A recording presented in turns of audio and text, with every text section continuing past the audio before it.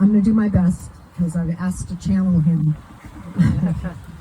So I'd say we're here today in Olympia, a city with a quiet but powerful place in sports history, to honor an event that changed the landscape of women's athletics forever. The first U.S. Women's Olympic Marathon Trials held here in 1984. This plaque behind me is more than metal and engraving. It's a testament to courage, persistence, vision, the vision of the women who lined up that day, and the vision of the people who believed they should have the chance. Among those visionaries was Kenneth Everett Foreman, my husband, and the race director for that groundbreaking event. Ken was an exercise physiologist and a fierce advocate for women in sport long before it was fashionable, long before the world was ready to listen. He believed with scientific conviction and personal passion that women were not only capable of running the marathon, but that they were built for endurance. He said it decades before the data proved him right. He coached and championed athletes like Doris Brown Heritage, a pioneer in women's track and field, a world cross-country champion several times over, and for me, my junior high school teacher.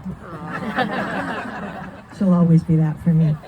Doris and her peers pushed against barriers that had been in place for generations. They trained without guarantees.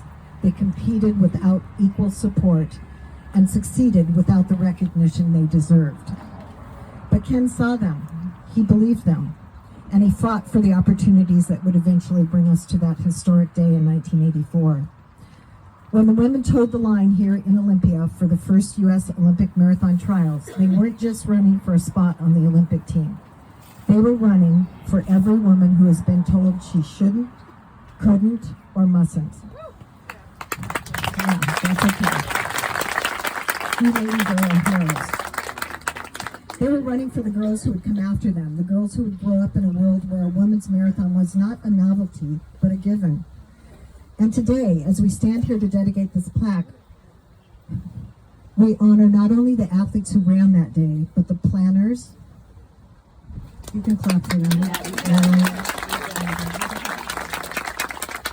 The planners, the organizers, the coaches, and the advocates who made it possible. People like Ken, who worked behind the scenes, who pushed institutions to evolve, who believed in women long before the world acknowledged it. His belief had been vindicated again and again, most recently by ultra runners like Rachel Entrekin, who just last week won a 250-mile race outright over the whole field, men and women, beating the entire field and proving that women's endurance potential is not just equal, but extraordinary. Ken predicted moments like that. He knew they were coming, and he helped build the foundation that made it possible.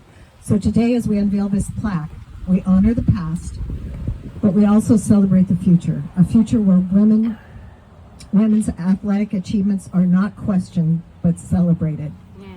A future built on the courage of the 1984 athletes and the visionaries who stood beside them. May this plaque remind every visitor to the park that history was made here. May it remind us that progress is built step by step, mile by mile, and may it honor the legacy of those who believed in women's strength long before the world did. Thank you.